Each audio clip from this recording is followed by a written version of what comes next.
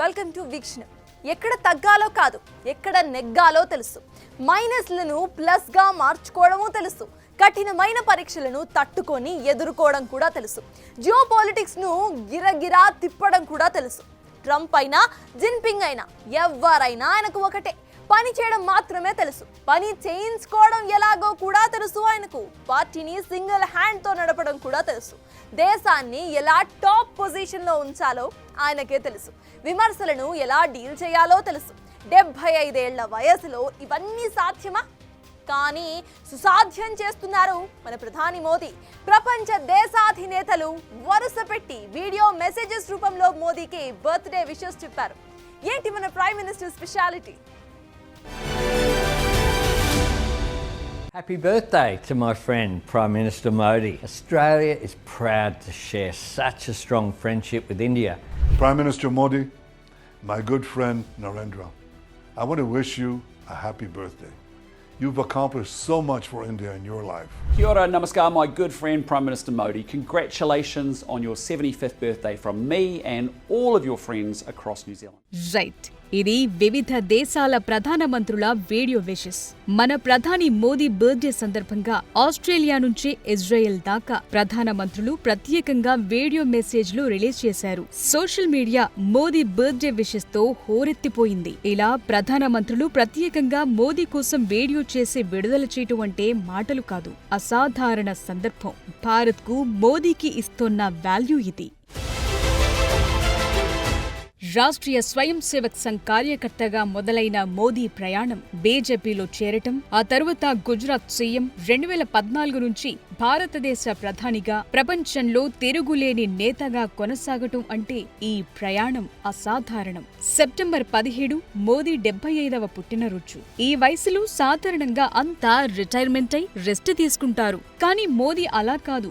ఆయన నడక, ఫిట్నెస్ చూస్తే 75 ఏళ్లుంటాయా అన్న ఆశ్చర్యం కలక్కమానదు. ఫిట్నెస్ అంటే మోదీ, మోదీ అంటే ఫిట్నెస్. దేశాన్ని కూడా ఫిట్ గా ఉంచుతున్నారన్న చర్చ కూడా ఉంది. రైట్. విషయం ఏంటంటే బీజేపీలో 75 ఏళ్లు దాటిన తర్వాత నాయకులు కీలక పదవుల్లో కొనసాగకూడదని గతంలో మౌఖిక నియమం పెట్టుకున్నారు. ఆ ప్రకారమే ఎల్కే అద్వానీ, మురళీ మనోహర్ జోషిలను సలహాదారుగా పెట్టి పక్కన పెట్టారు. అయితే ఇది మోదీ విషయంలో వర్కౌట్ అవుతుందా అన్న చర్చ గతేడాది కాలంగా సాగుతూ వస్తోంది. ఫైనల్ గా ఆ రోజు రానే వచ్చింది. 75 ఏళ్లు నిండాయి. కానీ మోదీ తన పనిలో మరింతగా ఉత్సాహంగా పాల్గొనటం బీజేపీ శ్రేణులకు పెద్దగా ఆశ్చర్యం కలిగించలేదు. ఎందుకంటే వయసు గురించి వాళ్లు ఆలోచించట్లేదు కాబట్టి.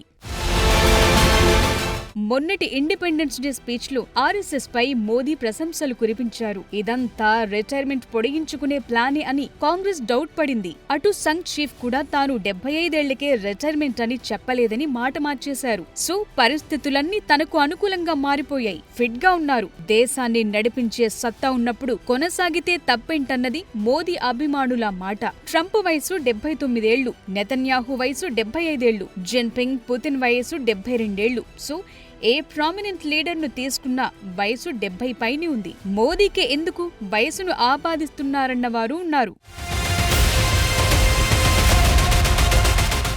మోదీ వయసు గురించి సోషల్ మీడియాలో రకరకాల హ్యాష్ ట్యాగ్లతో నడిచాయి. చాలా మంది అనుకూలంగా, కొందరు ప్రతికూలంగా పోస్టులు పెట్టారు. ఒక్కసారి ఈ పోస్టు చూడండి. ప్రధాని మోదీకి అమెరికా అధ్యక్షుడు ట్రంప్ ఫోన్ చేసి మరీ జన్మదిన శుభాకాంక్షలు తెలిపారు. దీనికి మోదీ ఎక్స్ లో థ్యాంక్ యూ మై ఫ్రెండ్ అంటూ ట్వీట్ చేశారు. ఇంకొన్ని పోస్టుల్లో మోదీ ఇజ్రాయెల్ ప్రధానమంత్రి బెంజమిన్ నెతన్యాహుతో పోల్చారు. ఇద్దరు ఇద్దరే అని, స్ట్రాంగ్ లీడర్స్ అని, సవాళ్లను ఎదుర్కొనే సత్తా ఉన్నవారంటూ పోస్టులు పెట్టారు. నెతన్యాహు చేతుల్లో ఇజ్రాయెల్ ఎలా ఉందో మోదీ చేతుల్లో భారత్ అలా సేఫ్టీగా ఉందన్నారు.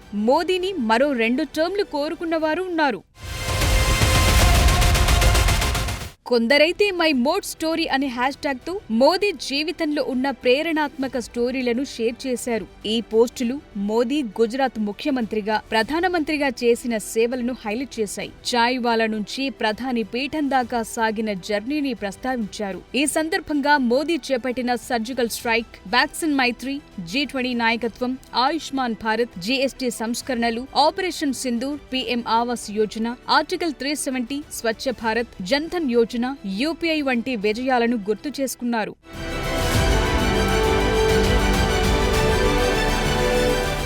ఇంకొందరు నేషనల్ అన్ఎంప్లాయ్మెంట్ డే అనే హ్యాష్ ట్యాగ్ తో పోస్టులు రన్ చేశారు. ప్రతి ఏటా 2 కోట్ల ఉద్యోగాల హామీ ఏమయ్యిందని, ఉద్యోగ కల్పన ఏదన్న ప్రశ్నల్ని సంధించారు. ఇవన్నీ పక్కన పెడితే ఫైనల్ గా మోదీ 75 మార్క్ క్రాస్ చేశారు. ఫుల్ యాక్టివ్ గా ఉన్నారు. స్వస్థ నారీ స్వశక్తి పరివార్ పథకాన్ని ప్రారంభించారు. అంతేకాదు ప్రోగ్రామ్ లో శత్రు దేశాలకు బిగ్ వార్నింగ్ కూడా ఇచ్చారు. తాము బతికేదే దేశం కోసమని, అణు బెదిరింపులకు భయపడేదే లేదంటున్నారు. ఆపరేషన్ సింధూర్తో పాక్కు ఉగ్రవాదులకు గట్టి బుద్ధి చెప్పామన్నారు.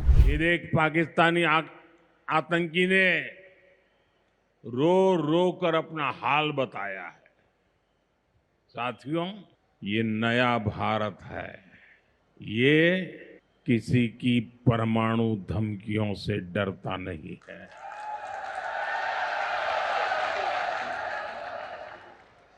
ये नया भारत है, घर में घुसकर मारता है।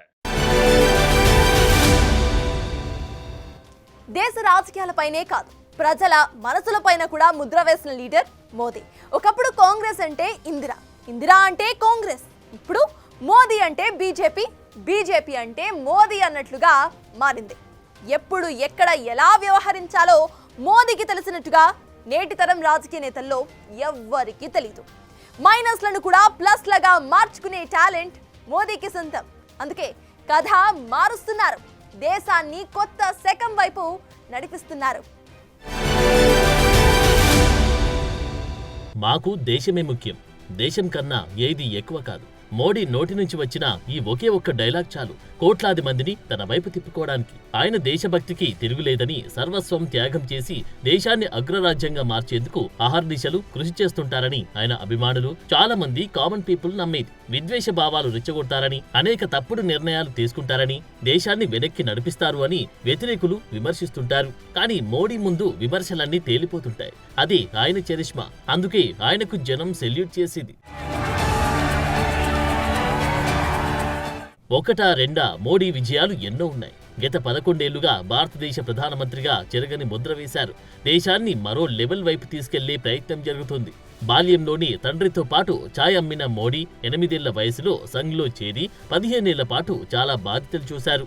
1987లో బీజేపీ గుజరాత్ సంస్థాగత ప్రధాన కార్యదర్శిగా బాధ్యతలు చేపట్టడం ద్వారా ప్రత్యక్ష రాజకీయాల్లోకి వచ్చారు. పార్టీని సంస్థాగతంగా బలోపేతం చేయడంతో అసెంబ్లీ, పార్లమెంట్ ఎన్నికల్లో బీజేపీ నాడు అత్యధిక సీట్లు సాధించింది. అద్వానీ సోమనాథ్ రథయాత్రను, అలాగే మురళీ మనోహర్ జోషి ఏక్తా యాత్రను సక్సెస్ చేయడంలో మోదీది కీ రోల్. మోడీ పనితీరు చూసిన వాజ్పేయి గుజరాత్ సీఎంగా అవకాశమిచ్చారు. ఇక అంతే, మోడీ వెనుతిరిగి చూసుకోలేదు. గుజరాత్ సీఎంగా 13 ఏళ్లలో బలమైన పారిశ్రామిక ఆర్థిక వ్యవస్థగా మార్చారు. గుజరాత్ మోడల్ను దేశానికి పరిచయం చేశారు.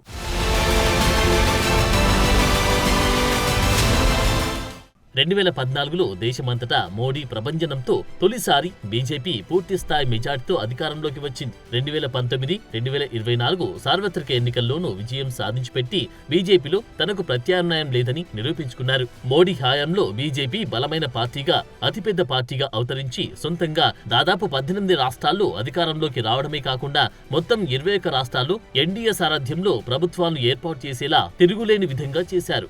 2014కు ముందు మన దేశంలో సంకీర్ణ రాజకీయాలు నడిచాయి. కానీ మోడీ ఎప్పుడైతే వచ్చారో వార్ వన్ సైడ్ అయింది. లక్ష్యాల కోసం నిరంతరం కృషి చేయడంతో ప్రత్యర్థులు కూడా ఆయన ముందు బలంగా నిలవలేకపోయారు. ఈ 11 ఏళ్లలో ప్రధాని హోదాలో మోడీ సాధించిన విజయాల్లో కీలకమైన వాటిని ఇప్పుడు చూద్దాం. జమ్మూ కాశ్మీర్ ప్రత్యేక హోదాను రద్దు చేస్తూ ఆర్టికల్ 370 రద్దు చేయడం ద్వారా దశాబ్దాల నాటి బీజేపీ లక్ష్యం నెరవేర్చారు. ఈ సాహసోపేతమైన వ్యూహం చాలా మందిని ఆశ్చర్యపరిచింది. మోడీ రాజకీయ యుక్తి ఇదే మరి. పొలిటికల్ పాఠాల్లో ఇదొక మాస్టర్ క్లాస్ గా నిలుస్తుంది. రాజ్యసభలో తగినంత సంఖ్యాబలం లేకపోయినా ముందుకు నడిపించారు. మోడీ, అమిత్ షా కలిసి చాలా అంచనాలను బద్దలు కొట్టారు. వేర్పాటువాదులతో చర్చలను పక్కనబెట్టి మొత్తం జమ్మూ కాశ్మీర్ను దాదాపుగా సెట్ చేసేశారు. ఇక లేటెస్ట్ గా జరిగిన ఆపరేషన్ సింధూర్ మోడీ చరిత్రలో మైల్ స్టోన్. పహల్గామ్లో హిందువులని టార్గెట్ చేసి చంపిన ఘటనను సీరియస్ గా తీసుకున్నారు మోడీ. మహిళల సింధూరాన్ని తుడిచిన వారిని ఆపరేషన్ సింధూర్తో కథ ముగించారు. పాకిస్తాన్లో ఉగ్రవాద శిబిరాలను నేలమట్టం చేయించారు.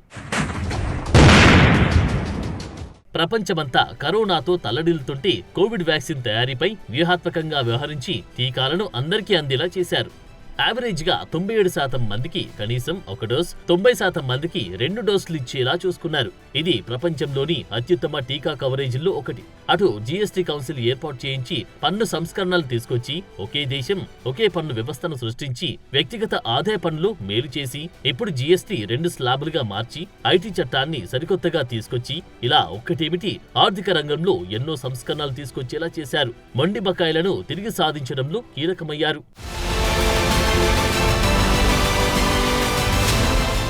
2014లో మోడీ అధికారంలోకి వస్తూనే జన్ధన్ యోజన కింద అందరికీ బ్యాంక్ ఖాతాలు తెరవడమే లక్ష్యంగా పెట్టుకున్నారు. 5 నెలల్లోనే 12.5 కోట్ల ఖాతాలు ఓపెన్ చేయించారు. ఇవాళ 56 కోట్లకు పైగా ఖాతాలు 2.6 లక్షల కోట్ల డబ్బు జమైంది. ఈ ఖాతాలతో డైరెక్ట్ బెనిఫిట్స్ కల్పించడం టార్గెట్.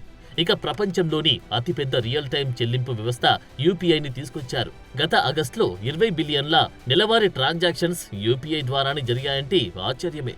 యూపీఐపై మొదట్లో విమర్శలు వచ్చాయి. చదువుకోని వారు, ఇంటర్నెట్ లేని వారు ఎలా ఈ గూగుల్ పే, ఫోన్ పే వాడతారన్న ప్రశ్నలు వచ్చాయి. కానీ ఇప్పుడు అంతా యూపీఐతోనే పనులు జరుగుతున్నాయి.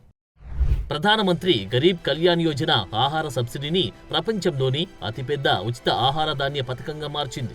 80 కోట్లకు పైగా ప్రజలు ఇప్పుడు నెలకు 5 కిలోల బియ్యం లేదా గోధుమలను ఉచితంగా పొందుతున్నారు. 2018 సెప్టెంబర్లో ఆయుష్మాన్ భారత్ ను ప్రారంభించారు. ఇది ప్రపంచంలోని అతిపెద్ద ఉచిత హెల్త్ ఇన్సూరెన్స్ స్కీమ్ గా పేరు పొందింది. 42 కోట్ల మంది ఈ స్కీమ్ లో ఉన్నారు. అటు గత 11 ఏళ్లలో హైవేల నిర్మాణం, విస్తరణ జెట్ స్పీడ్ తో సాగింది. 2018-2019 నుంచి హైవే విస్తరణ, నిర్మాణం ఏటా యావరేజ్ 10,000 కిలోమీటర్ల కంటే ఎక్కువగా ఉంటుంది. 2020-21 నాటికి రోజుకు 37 కిలోమీటర్ల గరిష్ట స్థాయికి చేరుకుంది. ఫాస్ట్ ట్యాగ్ తీసుకొచ్చారు. టోల్ గేట్ల దగ్గర స్పీడ్ పెంచారు. అలాగే ఇప్పుడు ఫాస్ట్ ట్యాగ్ యాన్యువల్ పాస్ తో జనానికి మరింత లబ్ధి చేకూర్చారు మోడీ. 2019లో ప్రారంభమైన జల్ జీవన్ మిషన్ 81% ఇండ్లకు నీరు అందించడంలో కీలకంగా మారింది. 11 రాష్ట్రాలు ఇప్పుడు 100% కవరేజ్ సాధించాయి. అటు గ్రామీణ, పట్టణ ప్రాంతాల్లోని పేదలకు ఇండ్ల కోసం ప్రధానమంత్రి ఆవాస్ యోజన తీసుకొచ్చారు. ఇప్పటి వరకు గ్రామీణ ప్రాంతాల్లో 3.9 కోట్ల పక్కా ఇళ్లు మంజూరు చేయగా వాటిలో 2.9 కోట్ల ఇండ్లు పూర్తయ్యాయి.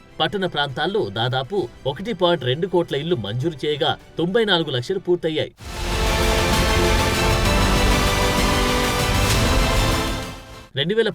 అక్టోబర్ 2న ప్రారంభించిన స్వచ్ఛ భారత్ మిషన్ ఒక మైల్ స్టోన్ గా మారింది.